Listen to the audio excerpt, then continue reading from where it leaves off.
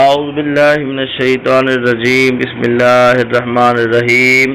Dear students, السلام علیکم ورحمۃ اللہ وبرکاتہ.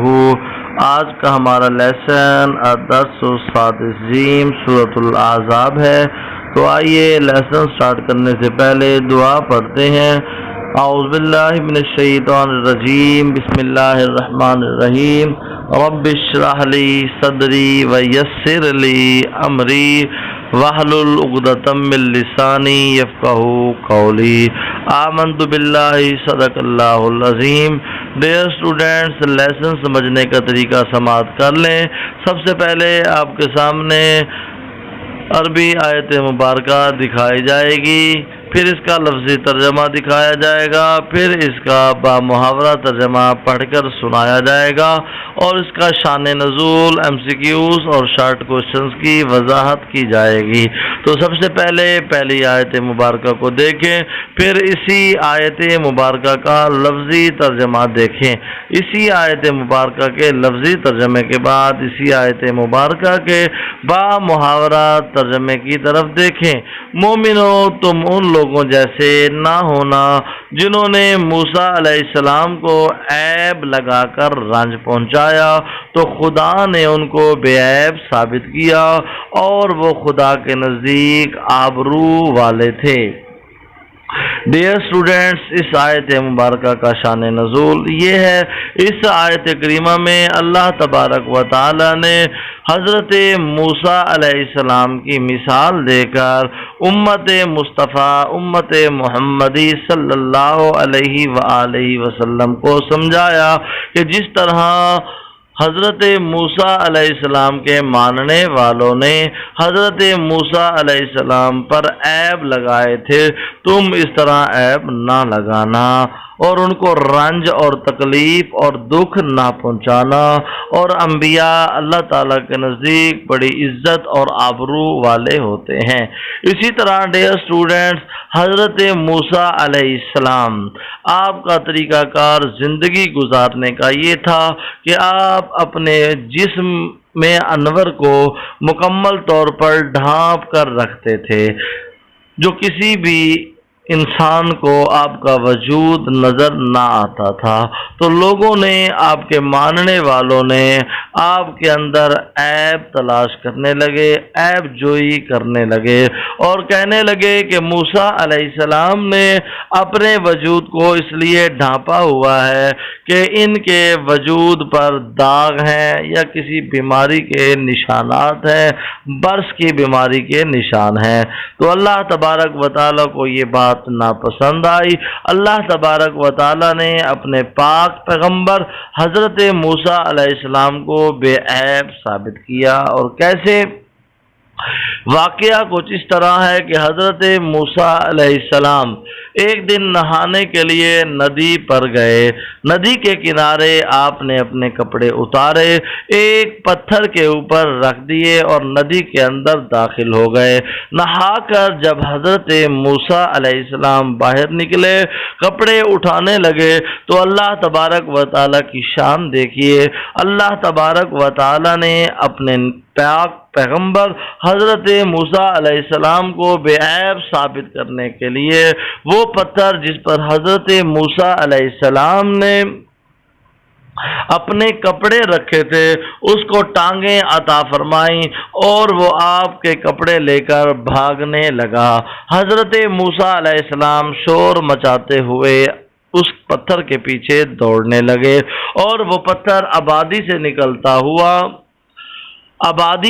نکلتا ہوا لوگوں کے سامنے سے گزرتا ہوا ایک مقام پر رکا، جس کی وجہ سے حضرت موسیٰ علیہ السلام بھی آبادی کے اندر سے دوڑتے ہوئے اس پتھر کے پاس پہنچے.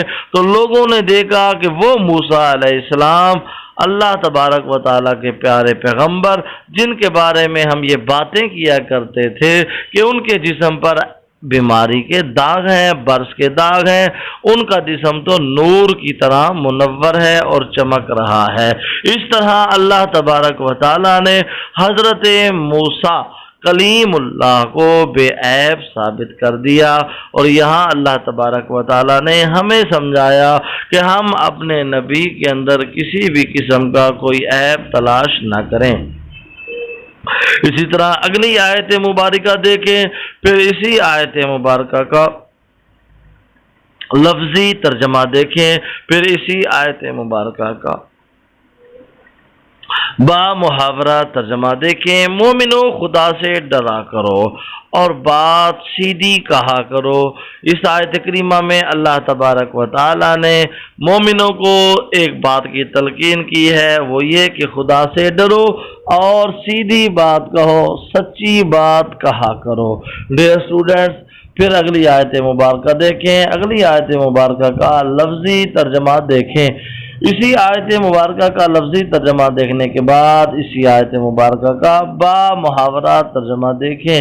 وہ تمہارے اعمال درست کر دے گا اور تمہارے گناہ بخش دے گا، اور جو شخص خدا اور اس کے رسول کی فرما برداری کرے گا تو بے شک بڑی مراد پائے گا۔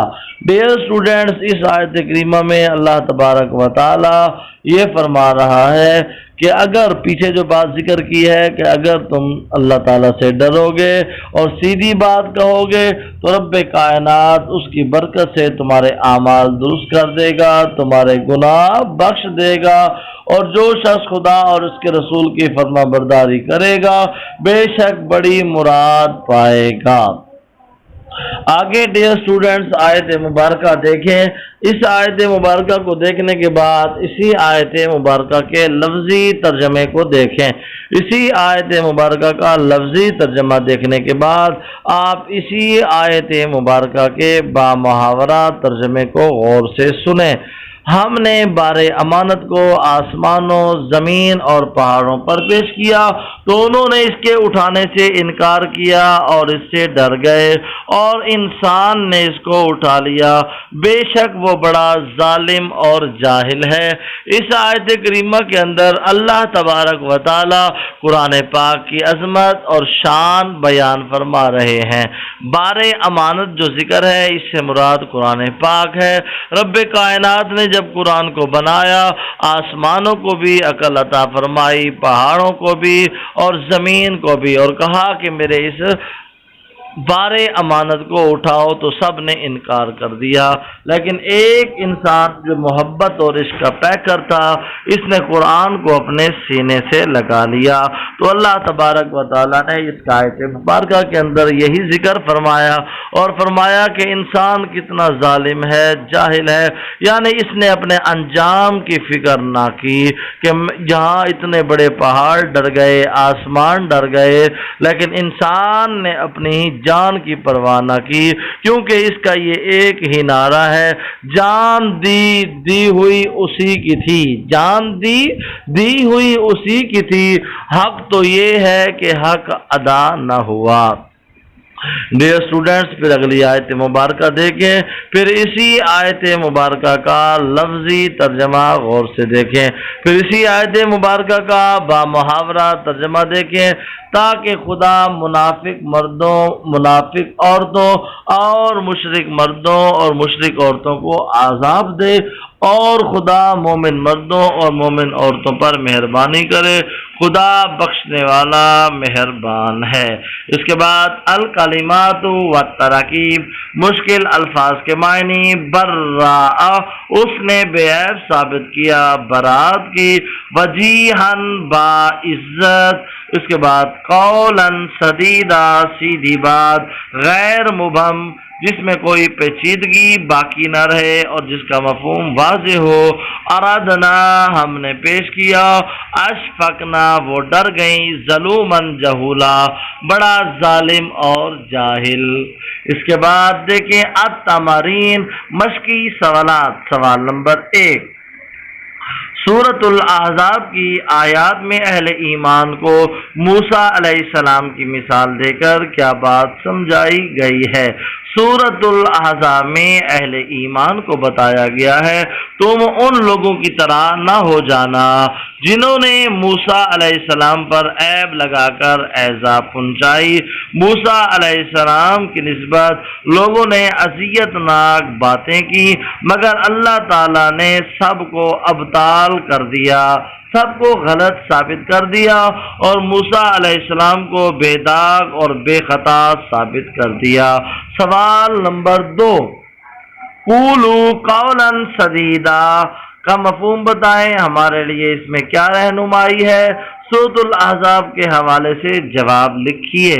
جواب، قولوا قولا سدیدا، مفہوم ان الفاظ کا مفہوم یہ ہے کہ اے ایمان والو، اللہ تعالی سے ڈرتے رہو اور پرہیزگاری اختیار کرو، اور وہ ہمیشہ سیدھی بات کرو، یعنی کوئی لگی لپٹی بات نہ کہو، زبان کو درست رکھو، کسی کو گالی گلوچ نہ کرو، جھوٹ نہ بولو، غلط بیانی سے اجتناب کرو، کسی کو دھوکہ دینے والی بات نہ کرو۔ آج الحمدللہ ہماری سورۃ الاحزاب مکمل ہوئی۔ اللہ تبارک و تعالی ہمیں دین اور دنیا میں کامیابی عطا فرمائے، آمین۔